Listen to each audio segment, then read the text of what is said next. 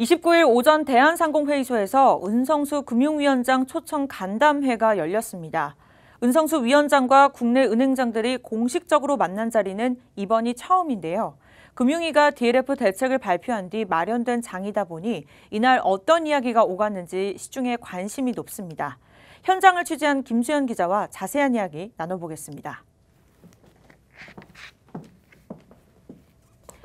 김수현 기자, 오늘 자리에 은행권의 모든 CEO들이 모였다고요? 네, 맞습니다. 김태형 전국은행연합회장을 비롯해 손태승 우리금융 겸 우리은행장, 진옥동 신한은행장, 허인 국민은행장, 지성규 하나은행장, 김도진 기업은행장과 이동빈 수협은행장 등이 참석했습니다. 네, 금융위원장과 은행장들의 첫 만남이다 보니 올해 금융권의 최대 화두였던 이 DLF 사태와 관련된 이야기도 분명히 있었을 텐데요. 네, 현재 DLF 대책에 대한 의견이 분분하면서 당연히 관련 발언이 나올 것으로 예상됐는데요. 하지만 정작 은성수 위원장은 물론 은행장들도 이에 대해선 비껴가려는 분위기였습니다. 아무래도 금융위와 은행권 입장이 다르다 보니 언급하기가 조금은 불편할 수 있었기 때문입니다. 은성수 위원장과 김태형 은행연합회장 이야기 직접 들어보겠습니다.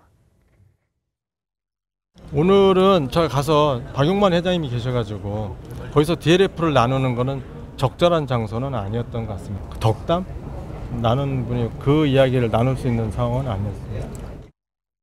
지금 이제 실무적으로 협의를 하고 있으니까 좀 기다려 보시죠.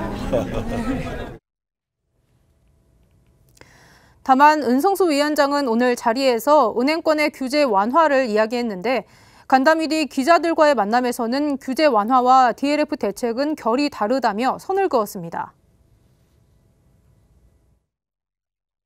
모험 자본을 육성하기 위한 규제 완화하고 지금 말씀하신 고난도 상품은 별개인 것 같습니다. 신탁은 신탁대로 고민을 하는 거고 모험 자본을 육성한 규제 완화는 그건 그것대로 길게 간다. 그래서 그걸 연결시키는 말아달라 그런 취지입니다. 이처럼 금융당국과 은행권의 눈치 싸움을 벌이는 것은 현재 DLF 대책에 대한 조율이 진행되고 있기 때문입니다. 금융당국과 은행권은 DLF 대책 보완책이 합당한지 조율하고 있는 중입니다. 금융위는 지난 14일 DLF 대책을 내놓은 바 있는데 대책 중 신탁 판매 금지를 두고 은행권과 갈등을 빚고 있습니다. 금융위가 발표한 종합 개선 방안을 살펴보면 은행권에서는 앞으로 원금 손실 위험이 20%에서 30%가 넘는 고난도 사모펀드의 판매가 제한됩니다. 은행의 신탁 판매도 사모펀드처럼 운영되고 있는 것으로 판단해 전 은행권에서 고난도 금융 투자 상품의 판매도 금지됩니다. 이에 대해 일부 은행의 문제 탓에 발생한 사태에 모든 은행이 책임져야 한다는 것이 과도하다는 것과 해당 내용이 은행권 수익을 매우 악화시키는 처사라는 이유로 은행권 내부에서 목소리가 터져나오고 있는 겁니다. 이러한 문제로 은행권은 ELS를 편입한 신탁 상품 판매를 허용해달라고 요청한 상태며 금융위는 은행권의 건의사항을 확인하고 입장을 조율하고 있습니다.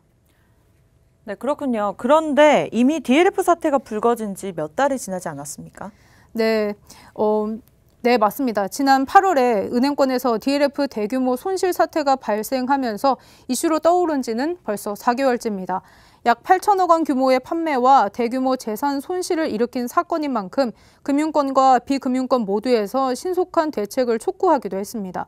그런데 금융당국과 은행권 모두 대책에 대한 정확한 언급을 피하다 보니 금융 소비자들의 속만 타들어가는 겁니다. 네, 그렇군요. 그렇다면 DLF 대책 추후 계획이 어떻게 될까요? 네, 우선 금융위는 이번 주까지 고위험 상품 종합 개선 방안에 대해 각계 의견 수렴을 거치고 차후 최종 방안을 발표할 예정입니다. 또 은성수 위원장은 오늘 기자들에게 다음 달 은행장들과의 자리를 만들겠다고 말했는데요. 이 자리에는 오늘과는 다른 분위기가 연출될 것으로 예상됩니다. 네, 김 기자 지금까지 수고하셨습니다.